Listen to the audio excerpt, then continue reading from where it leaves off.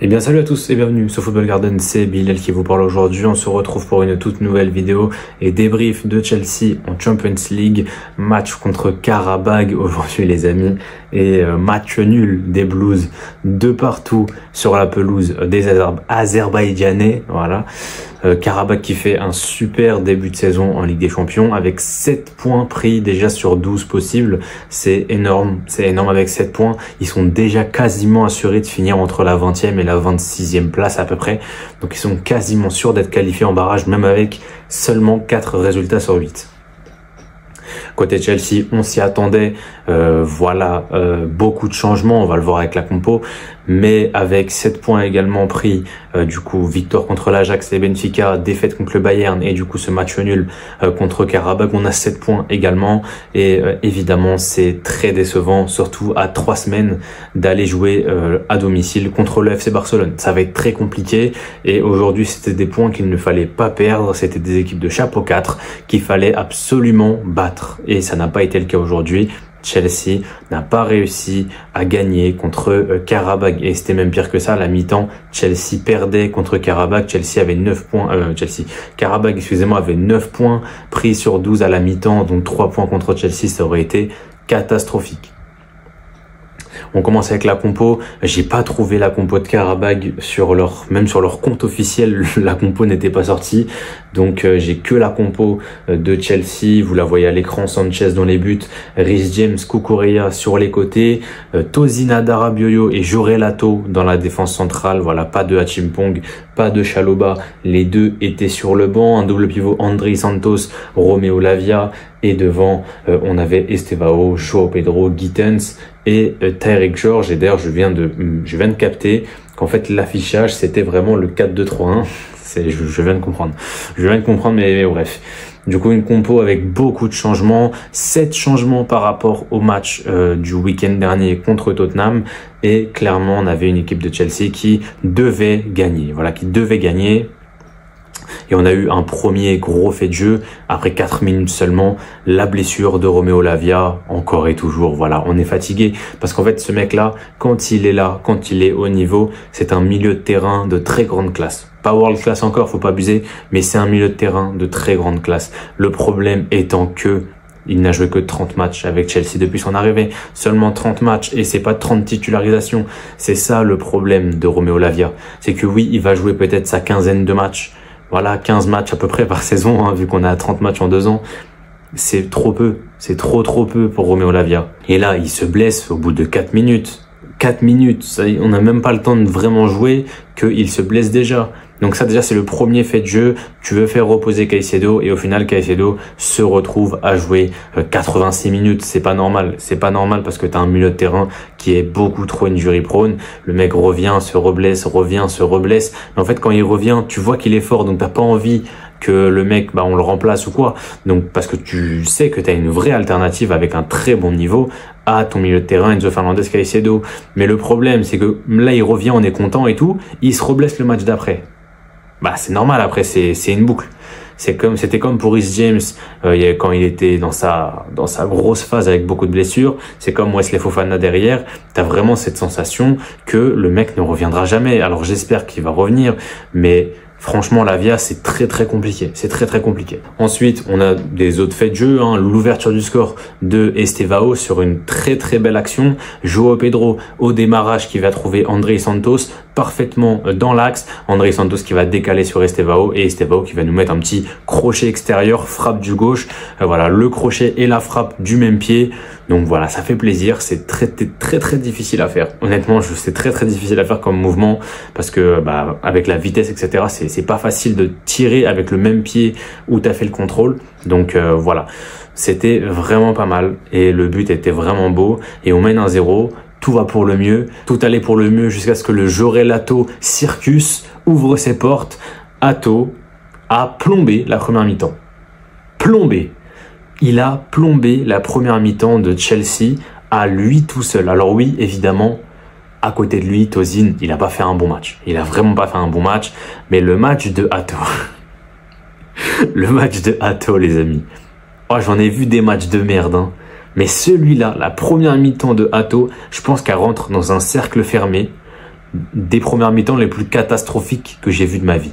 Honnêtement, j'en ai vu très très peu. J'ai souvenir d'un Benoît Badiachil c'est contre qui? Contre Manchester United, il y a 3 ans, du coup, sous Pochettino, ou il y a 2 ans? C'était à 2 ans sous Pochettino.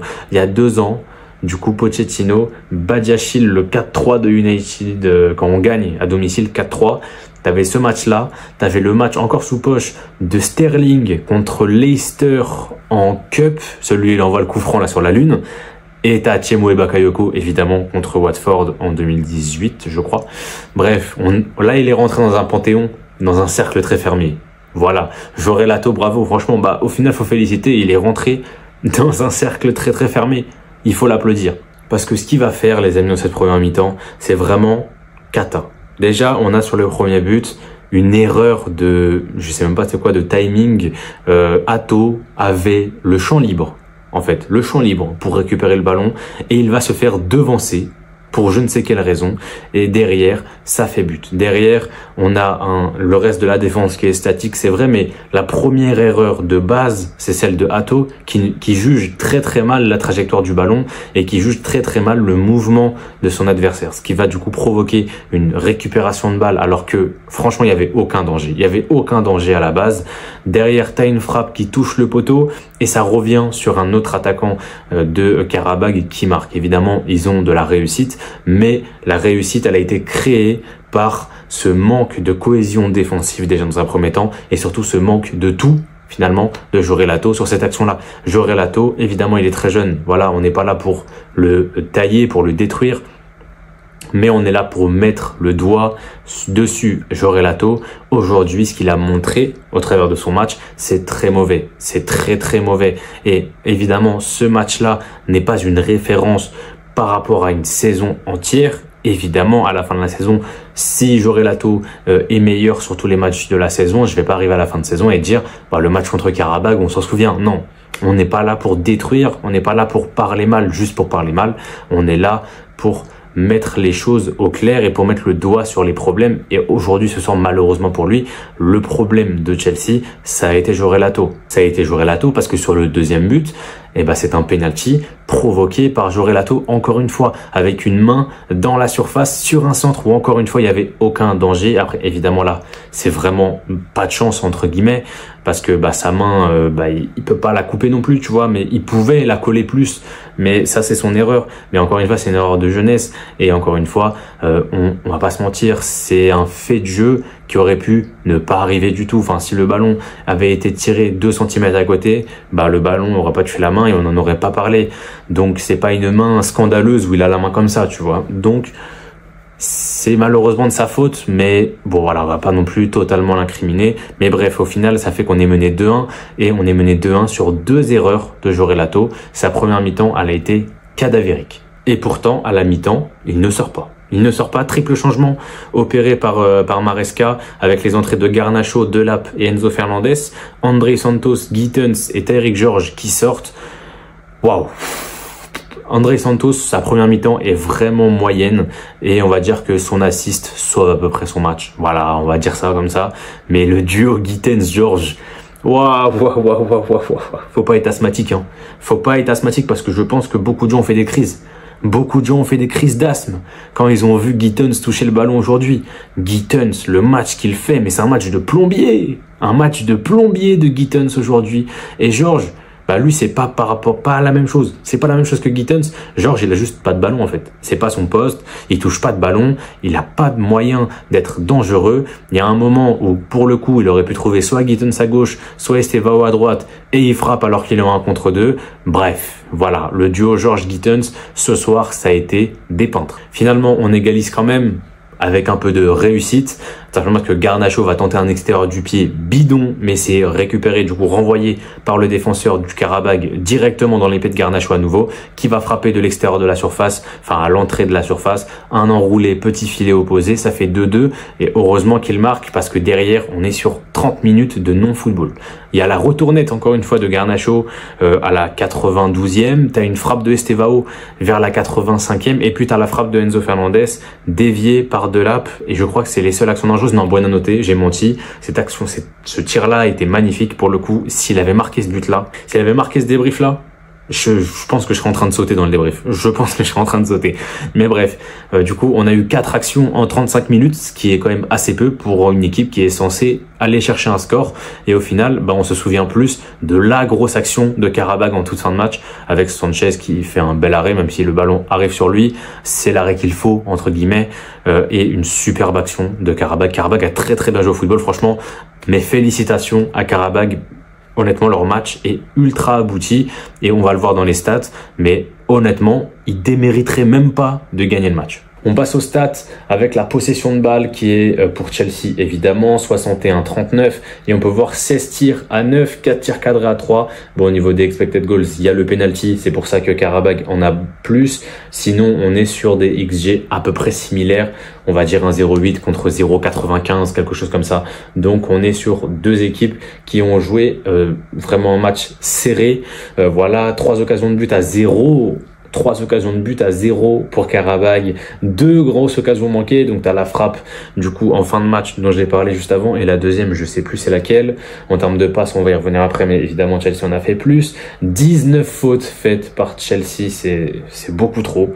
Au niveau des duels on peut voir que c'est plutôt similaire, même si on l'a vu au sol on a eu une domination de Qarabağ et dans les airs une domination des Blues. En termes de dribble on est encore une fois assez équilibré avec un dribble de plus réussi par Chelsea. En termes de passe, on peut voir que Chelsea maîtrise à peu près dans toutes les zones du terrain et on a du coup 18 touches dans la surface adverse pour Qarabağ contre 33 pour Chelsea, 33 touches dans la surface adverse, tout ça pour marquer un but de l'extérieur de la surface et l'autre est à l'intérieur. Mais c'est-à-dire qu'il y a quand même 32 touches dans la surface qui n'ont pas mené à un but. C'est quand même terrible, c'est terrible, vraiment. Et on va passer directement aux notes, je peux me casser la tête, je vous mens pas, il y a les matchs de 21h qui vont commencer, notamment du côté de l'OM, on va notamment parler sur TikTok. On va en parler normalement sur TikTok les amis, donc je vous invite à aller rejoindre le TikTok Football Garden. Voilà, vous allez sur TikTok, vous tapez Football Garden, vous allez nous trouver environ 2000 et quelques followers. Donc voilà, n'hésitez pas à aller nous suivre. Et c'est là-bas que je vais parler des autres matchs, notamment des matchs de 21h. Je vais suivre ça un petit peu plus au sérieux, notamment Marseille et aussi on a un Dortmund-Manchester City qui va être assez intéressant. En tout cas voilà, c'était la petite pub, le petit moment pub. N'hésitez pas à nous rejoindre sur TikTok les amis. Je vais essayer de voir si je peux mettre le lien dans la description, mais sinon vous tapez TikTok, Football Garden et derrière vous allez nous trouver assez facilement. On passe aux notes et comme vous pouvez voir Sanchez 5,5 dans les buts, Reece James 5 à droite, Cucurella 6 à gauche. Voilà, ils ont pas fait des grands matchs, mais Cucurella j'ai bien aimé. La défense centrale, Ato Tozin, ça a été catastrophique, 2 pour Ato, 3 pour Tozin. Lavia évidemment n'est pas noté. Santos grâce à sa passe D arrache la moyenne. João Pedro, j'ai hésité entre 5,5 et 6. On va dire que j'ai plutôt mis en évidence sa bonne première mi-temps, mais c'est vrai qu'en deuxième mi-temps, il s'est malheureusement éteint. Gittens 3, George 3, voilà, catastrophique les deux. Et Estevao 6,5 que j'ai nommé man of the match. J'ai pas mis de couronne, hein. Évidemment que je mets pas de couronne pour un match comme ça, mais Estevao qui a la co-meilleure note avec Caicedo sur le banc avec 6,5, Garnacho 6, Delap 6. J'ai bien aimé l'entrée de Delap, surtout les 10 premières minutes après son entrée, je l'ai trouvé très intéressant. Enzo Fernandez très moyen et Buonanotte que je n'ai pas noté. C'est vrai qu'il aurait pu nous offrir une très très belle victoire, mais en tout cas voilà pour les notes. N'hésitez pas dans les commentaires à me dire ce que vous avez pensé du match, les notes que vous aurez données à l'effectif. Et voilà, n'hésitez pas à vous abonner, à liker, à partager, à cliquer sur le bouton. J'ai oublié le nom, ça fait tellement longtemps que je suis plus sur YouTube. Sur le bouton booster, c'est booster le mot. Ouais, je suis un ancien moi maintenant, je suis plus dans YouTube et tout, donc c'est compliqué. Mais n'hésitez pas à booster la vidéo également pour ceux qui ont des points. On va essayer de revenir en force les amis. On a Wolverhampton ce week-end, normalement il y a des briefs. Et pendant la trêve, j'ai déjà prévu 2-3 vidéos qui cette fois-ci sortiront pour de vrai. Je devais déjà le sortir pour la trêve d'avant, mais cette fois-ci, ces vidéos-là sortiront. Donc voilà, n'hésitez pas à vous abonner, à mettre la cloche pour ne pas rater toutes ces vidéos. On se retrouve maintenant très bientôt. N'hésitez pas à nous rejoindre également sur TikTok comme je vous l'ai dit, parce que ce soir il y aura du contenu et je vais essayer de poster du contenu à peu près chaque jour pour essayer de faire grimper un petit peu la chaîne également sur TikTok. On se retrouve très bientôt et d'ici là, portez-vous bien. C'était Bilal et la paix sur vous.